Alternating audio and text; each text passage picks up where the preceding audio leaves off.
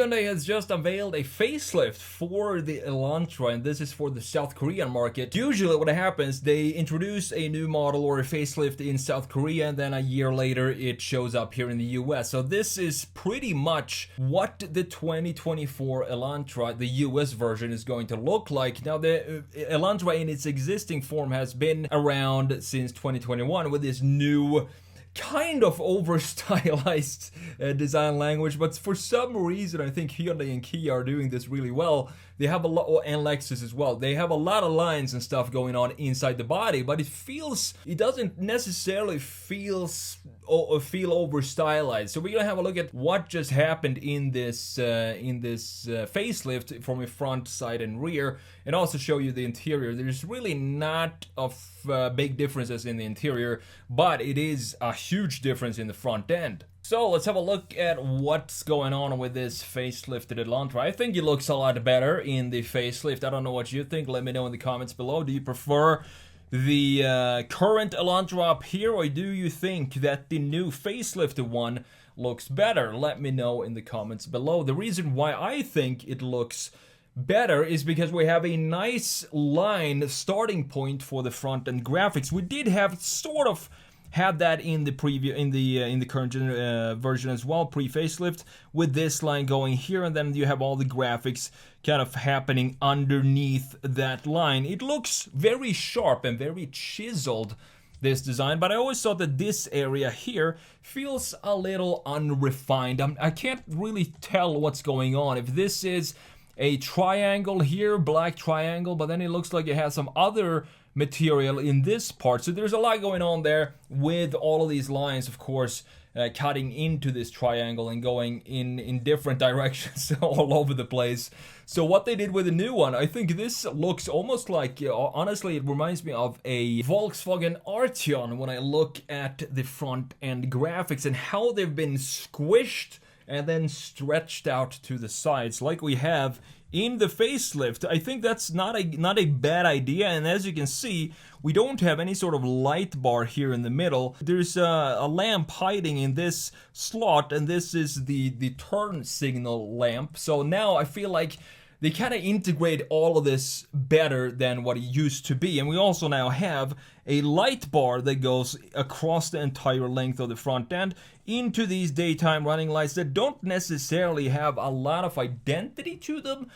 Maybe they had a little bit more in the previous pre-facelift, but I don't think so. It's just a couple of lines like this that's been cut right here, and that's about it. It's not easy to tell that this is a Elantra coming at you at night, because if we have this facelift, what this is going to show at night is just a single bar that goes from one end to the other, and it's not really anything unique about it. But I think the front end looks more grown up than the pre-facelift version. And then we have these wings at the bottom. You can see how they cleaned up this area specifically, comparing it to the pre-facelift one. This looks maybe a little less unique than the pre-facelift one, but I still think it looks overall it looks better. It looks more German, more Volkswagen feel in these graphic details that we have specifically in this corner. But I do like that we have the lines from the top grille continuing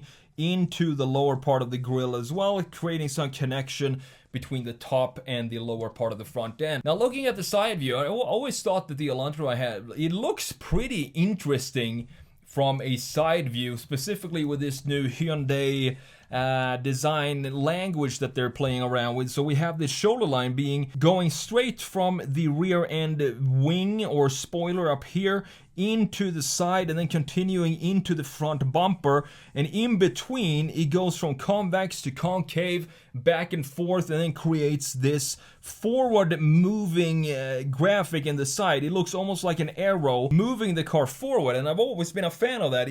Some people might think this is a little over stylized, and maybe they're right, but I think it adds some more interesting features to what otherwise would have been, as the previous generations of the Elantra, very sleek in the sides, and there's really not a lot going on. So looking at the new one, we can see that we have a brand new diffuser down here that takes up a lot more space than it does in the pre-facelift one. You can see just how much lower the front end graphics and the headlights sit here, because now if we connect this line, it goes to the top point of the wheel arch. If we connect the pre-facelift, it goes up onto the hood. It doesn't even have any connection to the wheel arch. So it sits lower in the front end, bringing it down, giving it maybe a bit more aggressive look in the front end, but we still have the same graphics intact in the side view. However, this line has no connection now to the front end bumper because of the headlights sitting so low, but we still have a connection through the shoulder line into the rear end.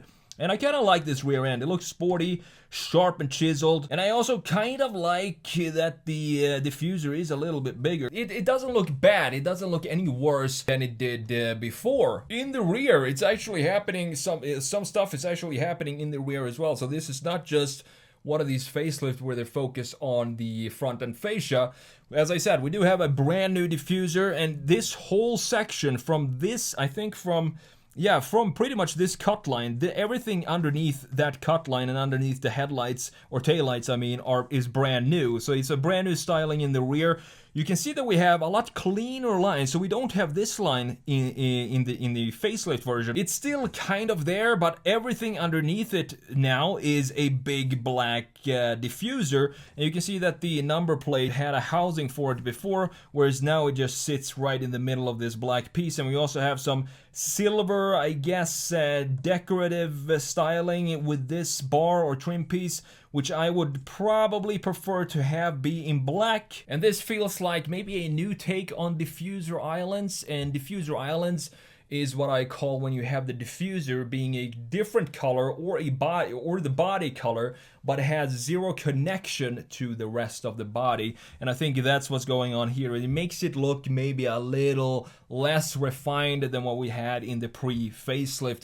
I think I actually prefer the pre-facelift because I think this version suits better to be in with this front end than it does with the pre-facelift front end. So I would probably keep the rear end of the pre-facelift and apply the front end of the facelift version. I think those rear ends and the front end actually work really well together. So let's have a look at the interior. So I don't think there is a lot of news here. We still have a digital gauge cluster that we did have a house for it in the 2021 model, as you can see.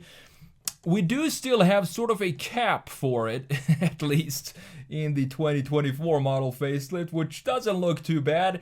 And then we have this bar that goes straight in the middle, which we have here as well. So everything else seems to be exactly the same. We have some new color choices for the interior. This looks like some minty color.